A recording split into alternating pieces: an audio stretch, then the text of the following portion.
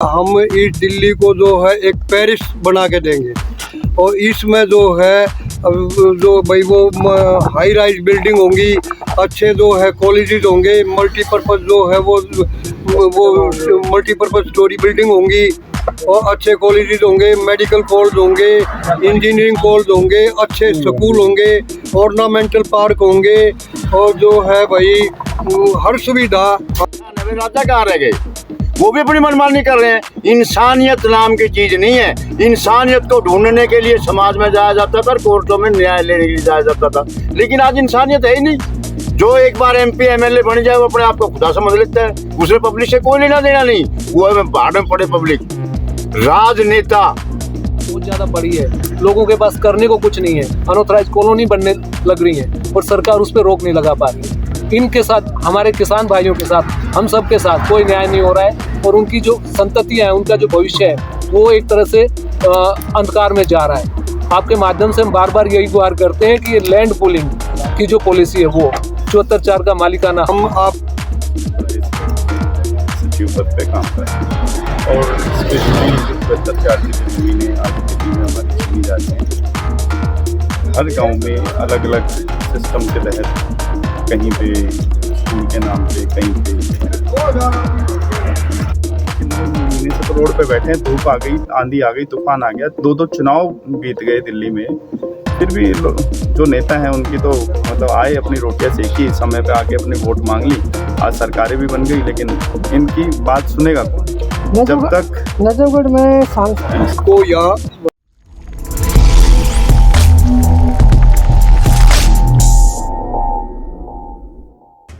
Mutation के लिए कानून मंत्रालय से बात होता है, संसद में पास होने बाद जब तक वो कानून नहीं पास होगा, जब तक वो पास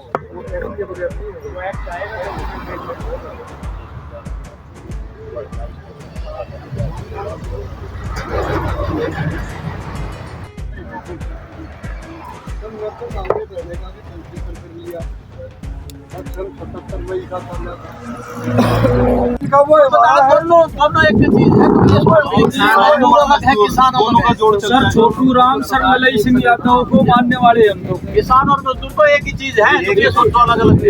ललई सिंह यादव को बढ़ा हमने, शायद यादव समाज अगर होगा यहाँ तो ललई सिंह यादव को किसान का भी ना होगा, लेकिन हमने बुक पढ़ी है। सर छोटू राम को अपना आइडल मानते हैं। सर छोटू राम, डॉक्टर अम्बेडकर, ललई सिंह यादव, ये हमारे महापुरुष हैं और ये बरसों पुराना गठजोड़ है। वो तो कुछ लोगों ने हमें बांटा, जाति व्यवस्था देश की सच्चाई है। इकट्ठी रहा, इकट्ठी रहा।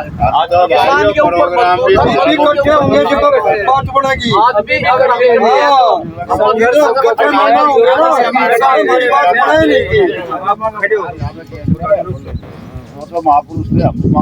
आज भी ब्रजभूषण शरण सिंह और उसके लड़के ने जो किसान कुचले थे, सारा केस हट चुका उनके ऊपर। जो कुछ किया भारी भाई, उनको पता हमारी हैसियत में हमें दिखाती है ना कि हैसियत हमारी। बैठे बोल दो, बैठे आप बताओगे, हम उसी दिन आपके पास मौजूद रहेंगे दल बल के साथ। थोड़ा सब शांत रहना, बोलो सर आप। मैं तो इस मैटर पे बोलूँ क्या? हाँ, इस मैटर पे पूरा मैटर बोलो। सबसे पहले तो मैं आपके चैनल का धन्यवाद करना चाहूँगा ताकि आप हमारी व्यथा को सुनने के लिए आज हमारे धरना स्थल पर आए हो। तो हमारी सरकार से एक मांग है। सरकार जो है वो 2007 में जो है लैंड पुलिंग एक्ट लेकर आई थी।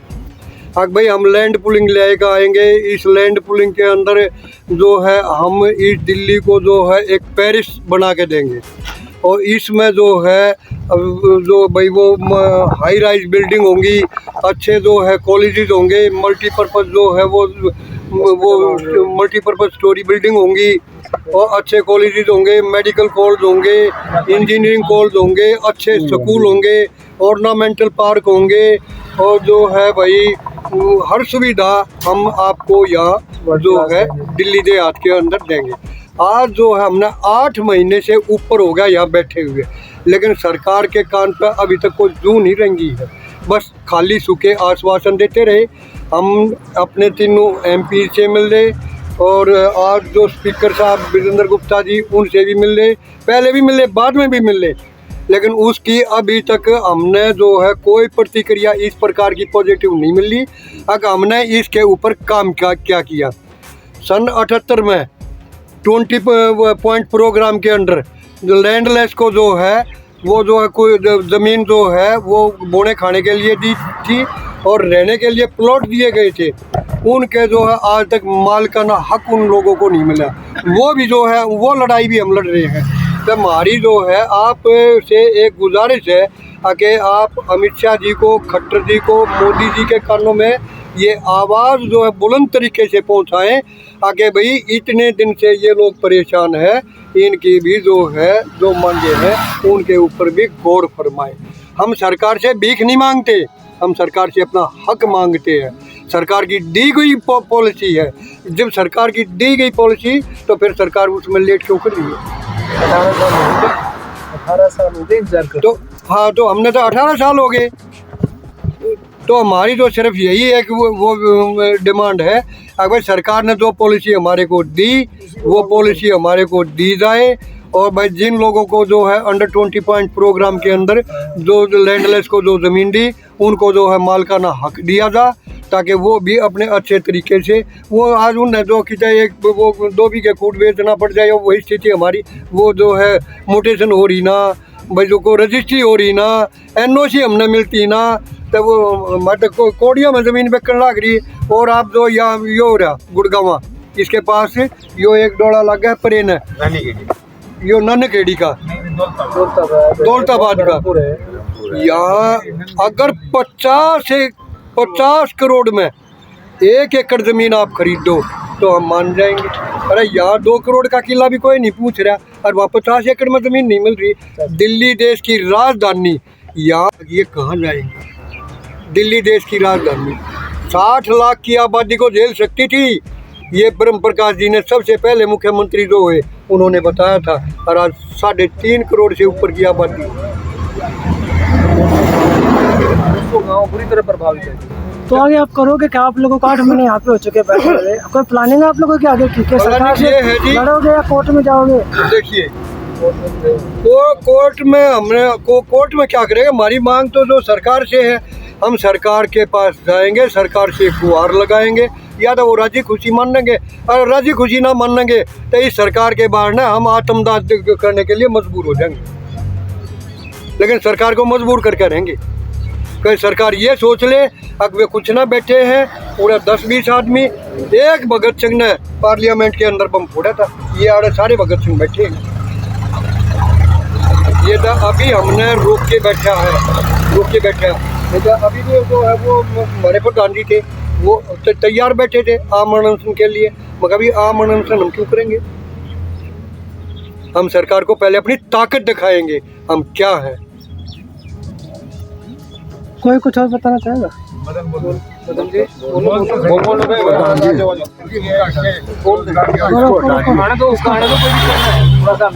बेटे को गलत बात हो, तुमने कहा कि नहीं कोई बहुत बड़ा बोला, एक्सपीरियंस बोला आपका। तो मैं अब आपको एक बात बोलना चाहूँगा।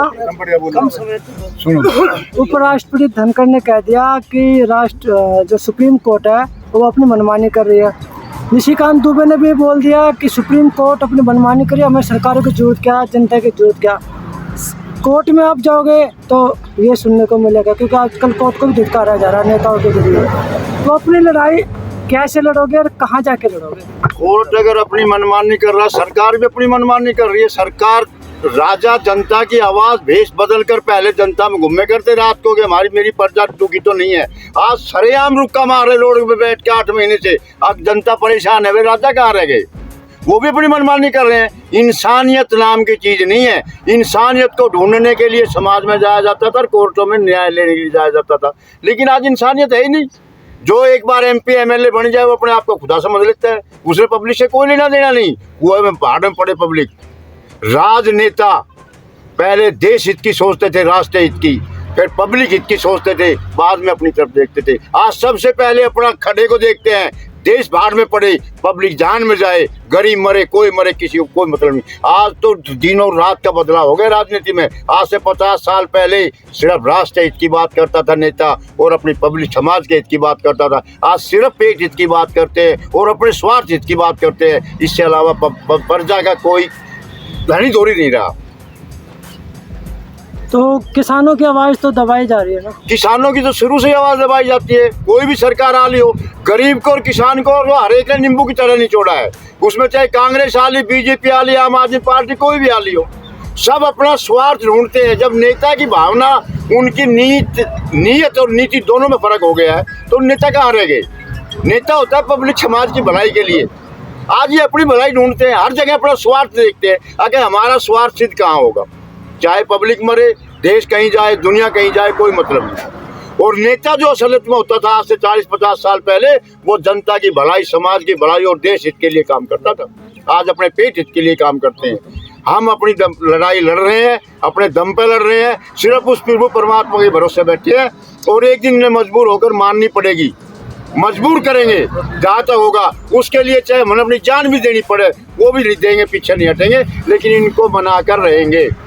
तो आगे का आप लोग कैसे करोगे, क्या करोगे? आगे का यही है, इनको समझा रहे हैं। अगर 10 दिन में, 5 दिन में मान जाते हैं, 2-4 दिन में मिलने का समय मिला है, वो मिलता है। उसके बाद डिसीजन कमेटी जो हमारी लेगी, दोनों धरने वाले, कंझावरा धरना और दौलतपुर धरने वाला धरना, बैठ के जो फैसला लेगा वो हम आगे कार्रवाई करेंगे। वो कुछ और कहना चाहेगा? क्या करोगे आप आगे? इतने 8 महीने से यहाँ पे बैठे हुए हो, आपको कामयाबी मिल नहीं पाई है। ऐसा है कि हमने सारे दरवाजे, किसानों ने सारे दरवाजे खटखटा लिए। सबके पास किसानों की आवाज़ गई हुई है। इन्होंने बार बार कह के कि कुछ समय मांग रहे हैं, कुछ हम अच्छा करना चाहते हैं, लेकिन उस समय मांगने में अब उनकी मंशा पे शक होने लगा है। 2007 का मास्टर प्लान 2021 तक के लिए बनाया, उस पर कुछ नहीं हुआ, वो समय भी निकल गया। अभी जो रिव्यू करके इन्होंने 2041 के लिए मास्टर प्लान बनाया है, करीबन 26 महीने से हमारे यहाँ एलजी साहब के यहाँ से निकल के वो मास्टर प्लान हमारे शहरी विकास मंत्रालय में, या यूँ कहें कि अपने गृह मंत्रालय या माननीय प्रधानमंत्री की एक तरह से सहमति या उनके रिव्यू के इंतज़ार में। लेकिन 26 महीने भी बहुत बड़ा टाइम होता है।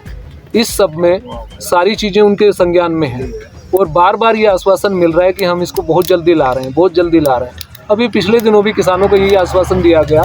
माननीय एलजी साहब के यहाँ से भी जो एक प्रेस वार्ता हुई, उसमें भी उन्होंने कहा कि मई में लेके आ रहे हैं, लेकिन लगता ऐसा है कि मई में भी इसको नहीं लेके आएंगे। और अभी भी बार बार अपने सारे सांसद, दिल्ली के 7 सांसद, चुनी हुई सरकार और वर्तमान के जो मंत्री हैं वो, और ऊपर बैठे शहरी विकास मंत्री, माननीय गृह मंत्री और माननीय प्रधानमंत्री, सबके पास किसानों की ये सारी व्यथा गई हुई है। लेकिन आपके माध्यम से अब यही कहना चाहते हैं कि और ज़्यादा इंतज़ार ना कराएं। ये 200 गांव बहुत बुरी तरह प्रभावित हैं। उसमें रहने वाली सारी किसान, सारे मजदूर और सारे अपने जो भी भाई इस गांव में निवास कर रहे हैं, उनके भविष्य का सवाल है। नोएडा, गुड़गांव आसपास लगता हुआ जो एनसीआर का क्षेत्र है, वो बहुत तेज़ी से विकसित हुआ है। सामाजिक असमानता बहुत ज़्यादा बढ़ी है। लोगों के पास करने को कुछ नहीं है। अनऑथराइज कॉलोनी बनने लग रही हैं और सरकार उस पर रोक नहीं लगा पा रही है। इनके साथ, हमारे किसान भाइयों के साथ, हम सब के साथ कोई न्याय नहीं हो रहा है और उनकी जो संततियाँ हैं, उनका जो भविष्य है, वो एक तरह से अंधकार में जा रहा है। आपके माध्यम से हम बार बार यही गुहार करते हैं कि ये लैंड पूलिंग की जो पॉलिसी है, वो 74(4) का मालिकाना हक है भूमिहीनों के लिए, जीडीए की एक पॉलिसी है, और इस सब का समाधान मास्टर प्लान 2041 के तहत है। सारी की सारी, चाहे वो म्यूटेशन की बात है, चाहे सर्कल रेट के तहत ज़मीन को एक्वायर करना है, सारी समस्याओं का एक ही समाधान है कि जल्दी से जल्दी इस मास्टर प्लान को लेके आएँ और किसानों के साथ न्याय हो, इनका भविष्य सुधरे। और आपको जिस उम्मीद के साथ केंद्र में 7 सांसदों को 3-3 बार दिल्ली ने दिया है, और आपके एक गुहार पे दिल्ली को अब की बार आपके पाले में डाल दिया है। एमसीडी भी बहुत जल्दी आपके पास आ रही है।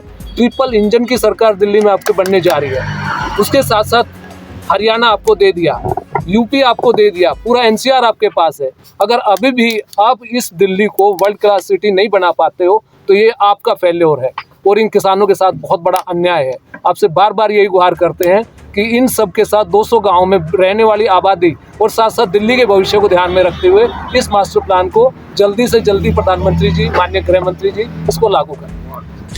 नमस्कार, मैं विजय कुमार, आपका हिमाचल पर स्वागत है। मैं खड़ा हूँ दौलतपुर गांव के अंदर और यहाँ पे 20 अगस्त 2024 से जो बाहरी दिल्ली के गांव के जो लोग हैं जिनको 4 के तहत ज़मीन मिली थी, उनके मालिकाना हक के लिए और कुछ और भी बातें जो ज़मीन पर अधिकार लेने के लिए 24 अगस्त 2024 यहाँ पे धरने पे बैठे हैं। और हमारे साथ भीम आर्मी के कार्यकर्ता, जोशीले कार्यकर्ता भी साथ में मौजूद है, जो किसानों के बीच में आए थे। उनकी बातें सुनी है और बातें सुनने के बाद उन्होंने क्या डिसीजन लिया, वो क्या करेंगे आगे, चलो जानने की कोशिश करते हैं। थोड़ा पहले परिचय दीजिए। सभी जो आपके माध्यम से सुन रहे हैं उन सबका धन्यवाद और आपका भी बहुत बहुत आभार। मेरा नाम सतपाल धानक है, नसीपुर गांव का रहने वाला हूँ। भीम आर्मी में प्रदेश लेवल पे सचिव पद पे काम कर रहा हूँ। और स्पेशली जो 74 की जो ज़मीनें आज दिल्ली में हमारी छीनी जा रही हैं, हर गांव में अलग अलग सिस्टम के तहत, कहीं पे स्कूल के नाम पे, कहीं पे एनसीडी दफ्तर बनाने के या नर्सरी बनाने के या डिस्पेंसरी बनाने के नाम पे ज़मीनों को छीनने का काम। कोई भी ऑर्डर नहीं है, सभी एक अभी नया ही ऑर्डर आया है सुप्रीम कोर्ट का, जबकि उसमें इनकी पावर ख़त्म कर दी, जुडिशरी पावर SDM की, DC की, पटवारी की, तहसीलदार। और इन्होंने जब इनका काम करने का टाइम था 74 से लेकर आज तक, सभी ज़मीन के लोग मालिक हो जाने चाहिए थे। सभी ज़मीन के मसले आज कोर्टों में फंसे हुए और फंसे होने के कारण भी ये एडमिनिस्ट्रेशन है, दिल्ली सरकार के जो लोग बैठे हुए हैं, ये अगर ये क्लियर कर देते हैं, लेकिन इनकी मानसिकता हमारे हमेशा खिलाफ रहती है कि गरीब आदमी हमेशा गरीब रहे। जब तक वो गरीब रहेगा तो वो अपनी बात को मनवाते रहेंगे और सरकारें बदलती रहेंगी, अपनी समय समय पे वोट लेते रहेंगे। एक यही मानसिकता लेके ये लोग कभी भी अपना इन गरीब लोगों का काम नहीं होता। और एक गांव पीड़ित नहीं है, दिल्ली के सारे गांव में ये ज़मीनें मिली हुई है। 74 की एक एकड़ ज़मीन मिली है और ये फ्री में नहीं मिली थी ज़मीनें, इसका भी लगान लिया गया था पैसे लेके। जब सरकार ने इसका काम किया था, लोगों ने बड़ी मुश्किल से वो पैसे अरेंज करे थे। वो टाइम ऐसा था कि उस समय अगर लोग प्राइवेट सेक्टर में भी जाके अपने प्लॉट लेते तो आज उस प्रॉपर्टी की भी वैल्यू करोड़ों रुपए में होती, लेकिन आज ये बंजर ज़मीनें इनको करोड़ों में दिखती। सर, ढांचा गांव में एक आदमी है, मैंने उनके पास पेपर देखे थे 4 में। उन्होंने दिखाया था पेपर करने तो पहले अलॉट होता है, उस पर जो SDM के द्वारा इंक फेर दी गई है, इंक फेर दी और रिकॉर्ड बनाने के लिए कि इनकी जमीन नहीं है। मतलब एक तरह से फ्रॉड उन्होंने कागजों में भी दिखाया था, वो उनके पास कॉपी से बुलाया था, मैंने जो देखे थे। सभी जगह पे धांधली है जी, रिकॉर्ड तो इनके पास है ही नहीं। अब कभी 30 जारी से शुरू हुआ था रिकॉर्ड, वहाँ पे होता था, वहाँ से महरौली गया, महरौली से पंजाबी बाग गया, पंजाबी बाग से दिल्ली कैंट आया, दिल्ली कैंट से और भी समय समय पे जब ये SDM ऑफिस बदलते रहे, तहसीलदार बदलते रहे, पटवार खाना बदलता रहा, तो कागज़ तो फेरबदल होते रहे। अब एक अनपढ़ आदमी को जिसको ज़मीन मिली थी, वो पढ़े लिखे लोग नहीं थे, और जबकि खेत में जाके पटवारी का काम बनता है कि वहाँ पे जाके उसके देखे, फसल उसकी चढ़ाए, ताकि उसकी फसल को भूमिधरी राइट्स के लिए उसको मिल सके। और 5 साल का रिपोर्ट था उसमें, लेकिन लोगों ने तो 50 साल हो गए, 50 साल से उसी ज़मीन पर बैठे हुए हैं, उसी ज़मीन पर काश्तकार कर रहे हैं, लेकिन आज भी लोग अपनी ज़मीनों पे मालिक नहीं बने, क्योंकि वो उनकी मनसा ही नहीं है। जिसने पैसे दे दिए, जेबें भर दी, उसकी तो गिरदावरी चढ़ा दी, जिसके पैसे नहीं पहुँचे उसकी गिरदावरी कैसे चढ़ेंगी। लोगों को खाने के लिए रोटी नहीं थी, वो कैसे किसी पटवारी की जेब भरेंगे। तो यहाँ पे 9 महीने से लोग बैठे हुए हैं। हाँ, तो देखो ना, आपके सामने की बात है कि 9 महीने से तो रोड पे बैठे हैं। धूप आ गई, आंधी आ गई, तूफान आ गया, 2 चुनाव बीत गए दिल्ली में, फिर भी जो नेता हैं उनकी तो मतलब आए, अपनी रोटियां सेकी, समय पे आके अपनी वोट मांग ली, आज सरकारें भी बन गई, लेकिन इनकी बात सुनेगा कौन?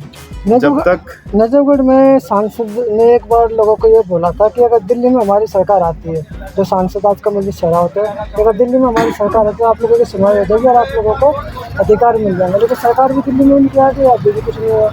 आपके सामने की बात है जी, झूठ कितना झूठ है और सत्य कितना सत्य है। आज वही किसान आज फिर से यहीं पे बैठे हैं, कंटिन्यू बैठे हुए हैं। इन्होंने हर समय को देख लिया, ठंड भी देख ली, गर्मी भी देख ली, अब बारिश का मौसम आ गया, बरसात भी देख ली, पिछली भी, फिर से बरसात देखेंगे, लेकिन इनकी बात कोई नहीं सुनेगा, क्योंकि इन्होंने उनको वोट देके राजा तो बना दिया। राजा जब बन जाता है, जिसके पास ताकत होती है, वो ताकतवर तानाशाह भी बन जाता है, और ये वो तानाशाह लोग हैं जो कभी सरकारें तो बना लेंगे, लेकिन गरीब के हक की बात कभी करेंगे। यही सरकार है, यही लोग हैं जब सत्ता में नहीं थे कह रहे थे जहाँ झुग्गी वहीं मकान मिलेगा। आज पूरी झुग्गियों को तोड़ा जा रहा है। झुग्गियों के कारण रोडों पे भी तोड़ का माहौल है और किसान भी तंग हैं। किसानों के और सरकार के हित के बीच में भीम आर्मी कहाँ पे? भीम आर्मी यहाँ पे खड़ी है जी, गांव-गांव जाके अपना लोगों को जागरूक कर रही है कि भैया ये इनकी जब तक इनको दफ्तरों से बाहर निकलना बंद ना कर दें, घर से निकलना बंद ना कर दें, क्योंकि जितना यूथ और बुजुर्गों का साथ रहेगा तो इनको घर में कैद करना पड़ेगा इन लोगों को ना, तब जाके शायद हमारी बात को सुनेंगे।